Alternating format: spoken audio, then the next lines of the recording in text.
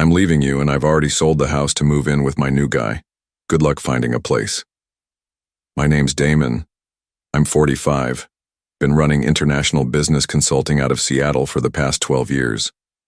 That call came through while I was sitting in a glass conference room overlooking Dubai's skyline, finalizing a partnership deal worth more than most people see in a lifetime. The voice on the other end belonged to my wife of 14 years. Her tone wasn't sad or apologetic. It was smug. Trisha had been acting different for months. The way she guarded her phone like it held state secrets. The sudden interest in yoga classes that ran late into the evening. Those work events that seemed to multiply every week. I'd noticed, but I'd kept quiet. That's how I handle things. Watch. Listen. Think. But this call? This was something else entirely. Did you hear me, Damon? She continued, her voice cutting through the static. I said I sold the house. The papers are already signed. Jeremy and I found a place in Bellevue, much nicer neighborhood. Jeremy, so that was his name. The guy she'd been sneaking around with while I was traveling for work, building the life she was now dismantling. I leaned back in my chair watching the evening prayer call echo across the city below. My business partner, Hassan, was reviewing contracts at the other end of the table, pretending not to listen. The irony wasn't lost on me. Here I was, securing a deal that would set us up financially for years, while my wife was back home burning down everything we'd built together. You still there? Trisha's voice had an edge now, like she was disappointed I wasn't screaming or begging. I smiled, though she couldn't see it. Yeah, I'm here. Well, don't you have anything to say? I looked out at the construction cranes dotting the horizon, each one reaching toward something bigger. Just wait and see. She laughed. Actually laughed. Wait and see what? You're stuck in Dubai for another week. By the time you get back, we'll be moved out and you'll be homeless. Maybe next time you'll think twice before putting work before your marriage. The line went dead. Hassan looked up from his papers. Everything all right, my friend? I set the phone down and reached for my briefcase. Just my wife making some interesting business decisions. What Trisha didn't know was that I'd been making some business decisions of my own. 3 months ago, when she started pushing me to sign new title paperwork putting the house solely in her name for tax advantages, I'd gotten curious. Curious enough to hire a private attorney. Curious enough to quietly block the transfer. The house was still mine. Every square foot of it.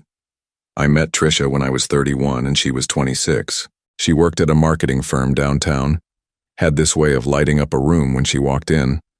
I was building my consulting business from nothing, working 18-hour days, living off coffee and determination. She said she admired my drive, said she wanted to build something together. For the first few years we did. She helped me set up client presentations, organized my travel schedule, even suggested the house in Queen Anne we eventually bought. It was a 1920s craftsman with original hardwood floors and a view of Elliott Bay. We put 20% down and spent weekends painting walls, refinishing the basement, planting a garden she swore she'd maintain. My dad had always told me, son, when you find someone who wants to build with you, hold on to them. I thought I had. The cracks started showing around year 10. My business was taking off, which meant more travel, longer hours, bigger deals. Trisha complained I was never home. But when I suggested she come on trips with me, she always had an excuse. Her job was too demanding. Her sister needed help with the kids. Her yoga instructor was starting a new program. I started noticing small things. The way she'd step into the other room when her phone rang. How she'd come home from girls' nights smelling like cologne that wasn't mine. The credit card statements showing charges at restaurants I'd never been to, at times when she said she was working late. 6 months ago, she brought up the house paperwork. Said her accountant recommended putting it in her name only for tax purposes. Something about protecting assets if my business ever got sued. It sounded reasonable, but something felt off. I'd built this business on reading people, on spotting the details that didn't add up. So I called my own attorney. Turned out there were no tax advantages to what she was proposing. If anything, it would have complicated our finances. When I told Trisha I needed more time to review the paperwork, She got angry, said I didn't trust her, said after 14 years, I should be able to sign a simple document without questioning her motives. That's when I knew for certain something was wrong. I had my attorney quietly block the title transfer while I was traveling. If Trisha was planning something, I wasn't going to make it easy for her. I'd learned a long time ago that in business you verify everything. Apparently marriage wasn't much different. The warning signs had been there for months. I just hadn't wanted to see them. The late-night texts she'd quickly hide. The new clothes that seemed designed to impress someone who wasn't me. The way she'd started talking about fresh starts and new possibilities. I should have confronted her earlier. Instead, I did what I always do. I watched, waited, and prepared for whatever was coming. Hassan and I wrapped up the Dubai meeting 3 hours after Trisha's call. The partnership was solid, contracts signed, hands shaken. Under normal circumstances, I would have been celebrating. Instead, I found myself sitting alone in my hotel room at midnight, staring at my phone. I called my attorney back in Seattle. James Morrison had been handling my business legal work for 5 years, and when I'd asked him to quietly review the house situation 3 months ago, he'd been thorough, professional, discreet. Damon, he answered on the second ring. I heard from my contact at the title company. Your wife attempted to complete a sale today. She forged your signature on the transfer documents. I felt something cold settle in my chest. Not surprise, exactly. More like confirmation of something I'd been trying not to believe. How much? I asked. $420,000. The buyers are legitimate. They have no idea the seller doesn't actually own the property. I walked to the window overlooking the Persian Gulf. Below, the city hummed with late-night energy, construction lights blinking like stars. Here was a place built on calculated risks, on understanding that every deal has multiple layers. You succeed by staying 3 steps ahead of the people trying to outsmart you. What are my options? I've already filed a fraud claim with the police. The sale can't proceed without your signature, and the buyer's earnest money is being held in escrow. If your wife tries to complete the transaction, she'll be committing federal wire fraud. I sat down heavily on the hotel bed. 14 years. We'd weathered my mother's death, her father's drinking problem, 3 job changes, and 2 miscarriages. Through all of it, I'd believed we were partners, that we were building something together. Instead, she'd been planning my destruction while I was working to secure our future. There's something else, James continued. I ran a background check on Jeremy Patterson. He's been married twice before. Both divorces involved allegations of financial manipulation. He's currently $43,000 behind on child support. I closed my eyes. Trisha had always been smart, but she'd never been careful. She fell for smooth talkers, believed in shortcuts, trusted people who told her what she wanted to hear. I'd thought my steadiness balanced her impulsiveness. Apparently, she'd seen it as an obstacle to remove.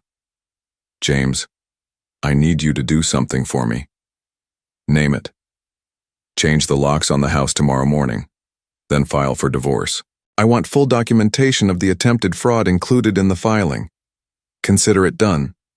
After I hung up, I sat in the darkness for a long time. The betrayal hurt, but not the way I'd expected. What hurt was the calculation behind it. The months of planning while she kissed me goodbye at the airport. The way she'd smiled when I'd called to check in from business trips, knowing she was setting up my destruction. But she'd made one critical mistake. She'd underestimated who she was dealing with. My flight landed at Seattle Tacoma International at 6:30 in the evening, 2 days after Trisha's call. I'd cut the Dubai trip short, telling Hassan I had a family emergency that required immediate attention. He'd understood. In his culture, family obligations came first, even when family was trying to destroy you. The drive from the airport to Queen Anne took 45 minutes in traffic. I spent the time thinking about what I might find when I got home. Would Trisha still be there, packing her things? Would the house be empty, cleaned out like our bank accounts probably were? Or would she be brazen enough to act like nothing had happened, like the call from Dubai was some kind of joke? I pulled into our driveway at 7:20. Her car was there, along with a blue Toyota Camry I didn't recognize. Through the living room window, I could see movement. boxes stacked by the front door. Trisha moving back and forth between rooms, carrying things I'd helped her choose over the years. I sat in my truck for a few minutes, engine off, watching her pack up our life. She looked different somehow. Lighter. Like she was finally free to be whoever she'd been pretending not to be for the past 14 years. The front door was still using the same locks. She hadn't expected me back this soon. I walked in like I owned the place. Which, legally speaking, I did. Trisha was in the kitchen wrapping our good dishes in newspaper. She looked up when she heard my footsteps, and for just a second, I saw something that might have been fear flicker across her face. Then she composed herself, went back to wrapping plates. "You're early," she said, not looking at me. Flight got bumped up. A man appeared in the doorway between the kitchen and dining room. Jeremy, I assumed. He was younger than I'd expected, maybe 38, with the kind of practiced smile that probably worked well at car dealerships and singles bars. He was wearing my University of Washington sweatshirt. "Jeremy Patterson," he said, extending his hand like we were meeting at a networking event. "Trisha's told me a lot about you." I looked at his hand but didn't take it. "I'm sure she has." Trisha set down the plate she was wrapping. "Damon, this doesn't have to be ugly. The sale is already in motion. The buyers are excited, they're moving from California, they have kids who need to start school. Just sign the papers and everyone can move on with their lives." "What papers?" She gestured toward the dining room table. A manila folder sat next to a pen, everything arranged like she was closing a business deal, which I supposed she was. I walked over and opened the folder. Transfer documents, all filled out except for my signature line. My name was already typed in Trisha's handwriting on several pages, but the actual signatures were blank. She'd learned from her first mistake. "You know," I said, closing the folder, "it's interesting. I just spent the last week negotiating a contract worth more money than this house will ever be worth. You know what the key to successful negotiation is?" Jeremy shifted uncomfortably. Trisha crossed her arms. "Information," I continued. "Knowing exactly what you have, what the other party has, and what everybody really wants." I pulled out my phone and showed them a text message from James Morrison, time-stamped 30 minutes ago. "Fraud claim filed. Escrow frozen. Buyers notified of title issues." Trisha's face went pale. "What did you do?" "I protected my assets. Turns out you can't sell a house you don't own. And forging someone's signature? That's a felony." Jeremy was already backing toward the door. "Look, man, I didn't know about any of this. Trisha said you guys had worked everything out." "Jeremy," Trisha's voice was sharp, "don't leave." But Jeremy was already grabbing his jacket. "Call me when you get this sorted out." He was gone before Trisha could respond. She turned back to me, anger replacing the fear in her eyes. "You bastard. You ruined everything." "No," I said quietly. "You did that when you decided to steal from me." After Jeremy left, Trisha and I stood in our kitchen facing each other like strangers. 14 years of marriage, and it had come to this. Her trying to steal my house while I was working to build our future. Me catching her in the act and stopping her cold. "How long have you been planning this?" I asked. She leaned against the counter, arms still crossed. "Does it matter?" "It matters to me." She was quiet for a long moment, then laughed bitterly. "You really want to know? Fine. I started thinking about leaving you 2 years ago, when you missed my birthday because you were in Singapore, when you chose a client dinner over my sister's wedding reception, when you spent our entire vacation in Costa Rica on conference calls. So you decided to rob me. I decided to take what I deserved. Do you know how many evenings I sat alone in this house while you were building your precious business? How many times I went to events by myself because you were too busy to come with me?" I thought about the evenings she'd described, the events she'd attended alone. "How many of those events did you actually go to alone?" Her face flushed. "What's that supposed to mean?" "It means I hired a private investigator 3 months ago, Trisha. I know about Jeremy. I know about the others before Jeremy. I know about the credit cards you opened in my name. The ones you used to pay for hotel rooms and expensive dinners with men who weren't your husband. The color drained from her face. You had me followed? I protected myself. Same way I protect my business. By getting all the facts before making important decisions. I pulled out a manila envelope from my briefcase and set it on the counter between us. Credit card statements, hotel receipts, photos, text message records, everything documented and ready for divorce court. She opened the envelope with shaking hands, flipped through a few pages, then closed it. How long have you known? I suspected for months. I knew for certain 3 weeks ago. Why didn't you say anything? Because I wanted to see how far you'd go. She slumped against the counter. You're going to destroy me, aren't you? I'm going to protect myself. There's a difference. My phone buzzed. Text message from James Morrison. Police report filed. Detective assigned. They want to interview you tomorrow morning. I showed Tricia the message. The fraud charges are moving forward. You forged my signature on legal documents to steal $400,000. That's serious jail time. Damon, please. Her voice was different now, smaller. I made mistakes, but we can work this out. I'll call off the sale. Jeremy and I will find another place. We can get divorced quietly, split things fairly. There's nothing left to split fairly. You tried to steal everything. The house is half mine. I lived here for 10 years. Actually, it's not. I pulled out another document from my briefcase. According to Washington state law, property acquired through fraudulent means can't be claimed in divorce proceedings. Since you tried to steal the house, you have no legal claim to it.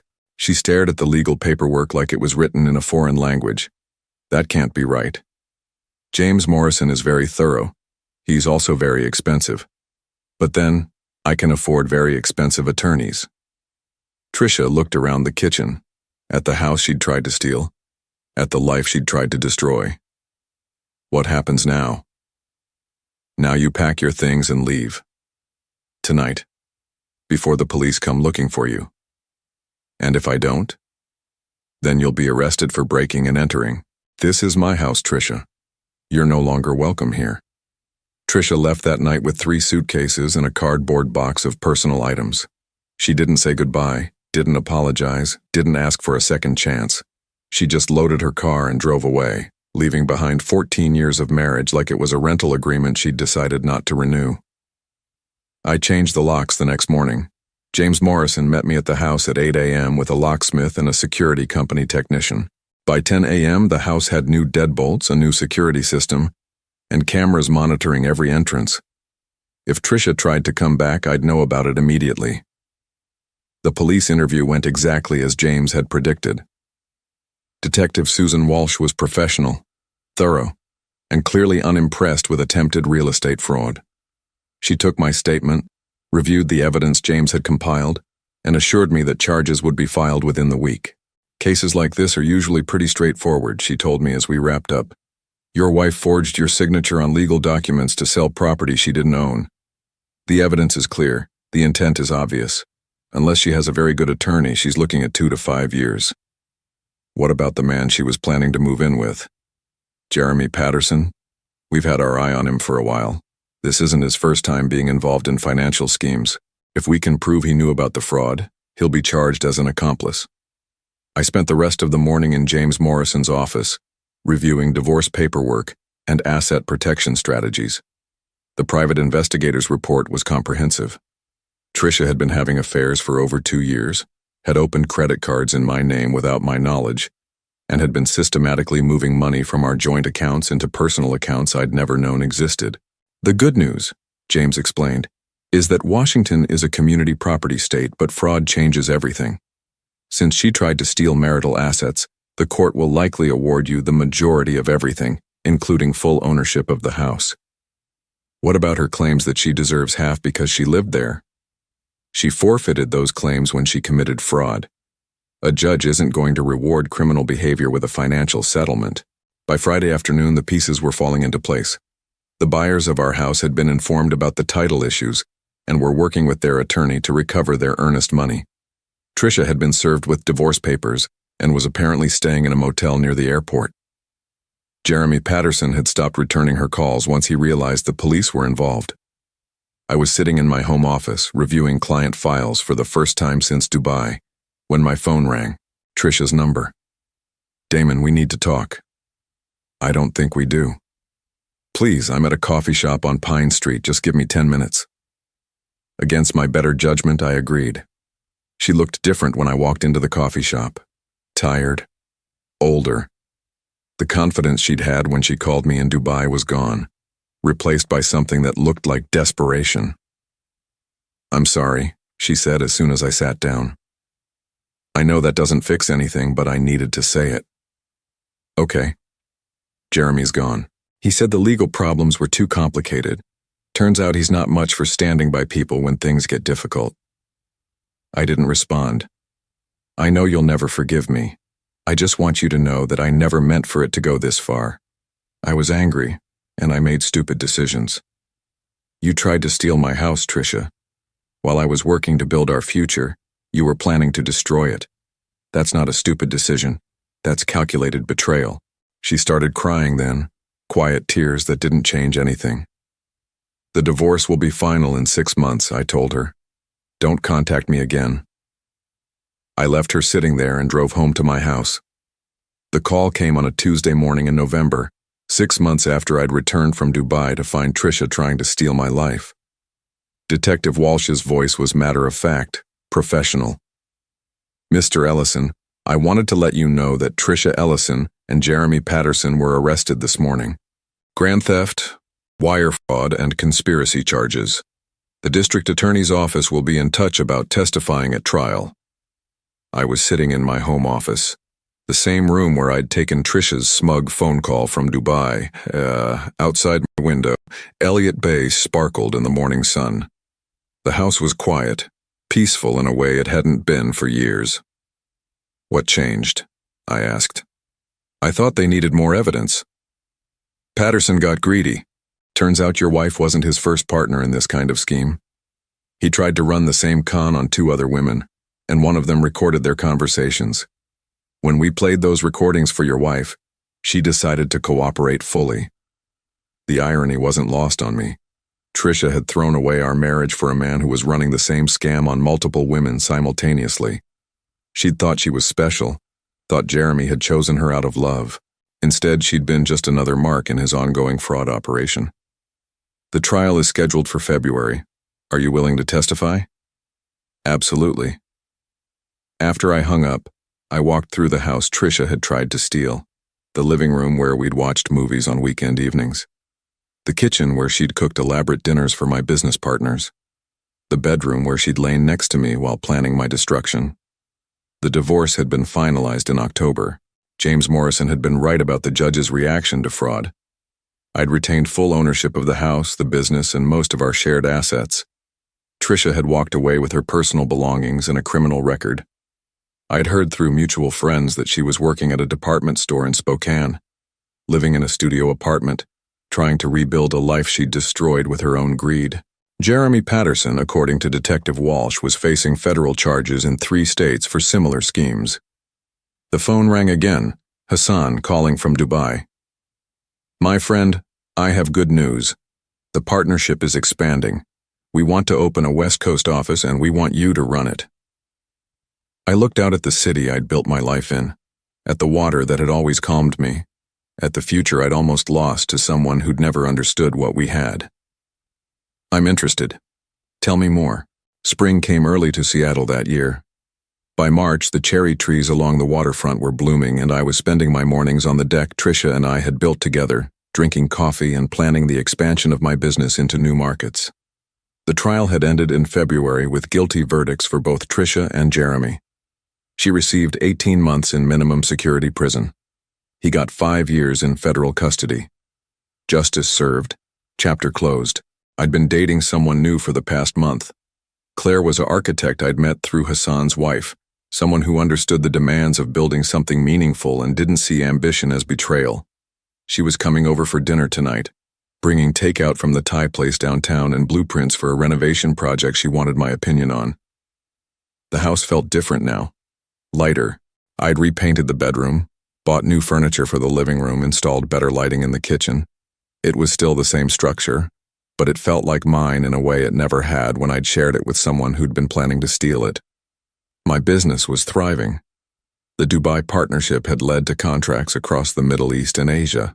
I was making more money than I'd ever imagined. But more importantly, I was working with people who understood loyalty, who viewed partnerships as something to build rather than exploit. I'd learned something important through all of this. Trust wasn't about blind faith. It was about choosing people who'd earned the right to your confidence, people who wanted to build with you rather than tear you down. As the sun set over Elliott Bay, I realized I was happier alone in a house I owned completely than I'd ever been sharing it with someone who'd been planning to take it from me. The betrayal had cost Trisha everything. It had given me back my life. Sometimes the best revenge is simply refusing to be destroyed.